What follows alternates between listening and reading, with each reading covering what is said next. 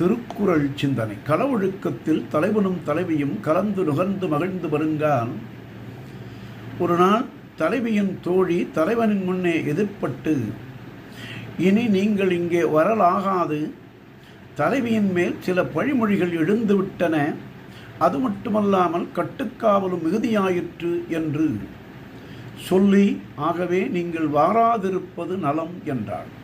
இதனை கேட்ட தலைவன் உடனே உள்ளம் கலங்கி வருத்தமுற்று இருந்தாலும், உடனே அவள் கூறிய சொற்களின் நுண்மையை ஆராய்ந்து உணர்ந்து கொண்டு, இவ்வளவு அல்லல் பட்டு இரவுடை வந்து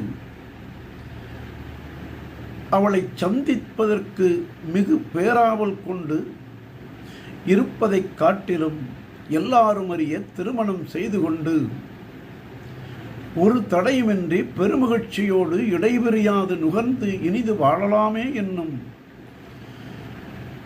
உள்ள கருத்தினை அல்லவா உள்ளத்துள் வைத்து கூறியுள்ளாள் என்று ஓர்ந்து உணர்ந்து கொண்டு திருமணத்திற்கான செயல்களில் விரைந்து நின்றார்.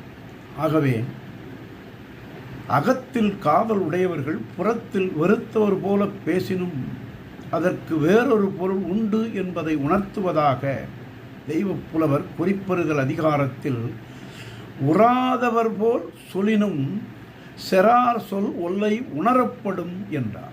நாளையும் சிந்திப்போம்.